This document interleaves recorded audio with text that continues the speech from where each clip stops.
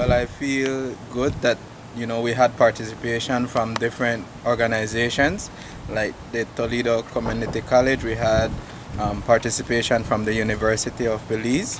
We had participation from Tide, and we also had participation from some youth groups around Punta Gorda town.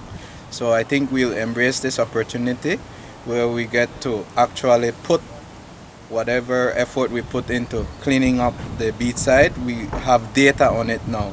And of course, this will guide our decision on how we go about best addressing our disposal of garbage, and also how we deal with the beach cleanup, and also guide our publications in Oceania. Yeah, so can you tell us what you have learned during this workshop? Yes, it was very informative. We learned about the Clean Swell app, how to use it, how to record data, which helps Oceana and or other organizations to collect data on all the garbage that we collect, the stoppers, the glass, plastics, foams, stuff like that. Well, during this workshop, I'm very, very impressed on the session that we got, because one, it's for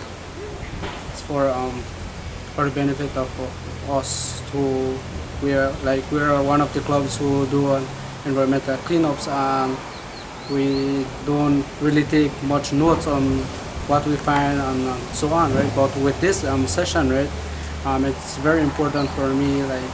It shows us the app that we will be using now for the use in the field, right? For example, if we're going to collect garbages, like how many garbages, how much pound it weighs, and where we have do this activity. So I believe the introduction of this app by the Scouts Association will certainly be used in a positive way for us here at Tide and all the environmental groups that carry out these environmental activities by addressing marine and other littering within the communities.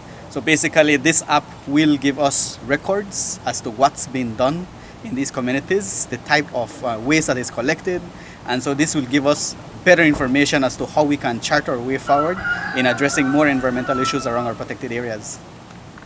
So what's next for Tide? What's next is, first thing, encouraging more groups to start to use the application itself, and further taking it to other sectors of the community so that it can be used by majority of the community members, so that we could have better data as to what's being done within our communities. Our purpose here today is two things: to promote what we call the Clean Swell app and continue the networking we do with different environmental groups. The Clean Swell app that we are trying to promote today is to be able to better record the information of debris that we find in our coasts and riverways, so that we can be better able to know what is out there, exactly how much pieces of straw, how much pieces of plastic bottles, why, so that again we have that scientific research done and be able to make better policies, as well inform other corporations and other like-minded people that we are here to provide that information or that knowledge, and they can be better able to provide more user-friendly products, if I may, and as well make better informed decisions as with regards to policies, so that we can, again, as what's being promoted, have a plastic-free Belize. We have also been doing this type of cleanup for the past 30 years and recording the information in what we call data cards. And with this new application that we are trying to promote, then it lessens our carbon footprint.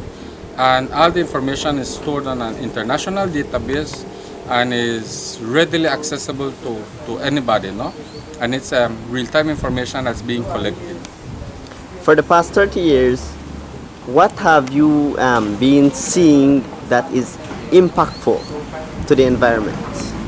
Well, that's a very good question. It's kind of difficult or challenging to respond to, because the information that we have is basically on a one-time cleanup that we do usually in September.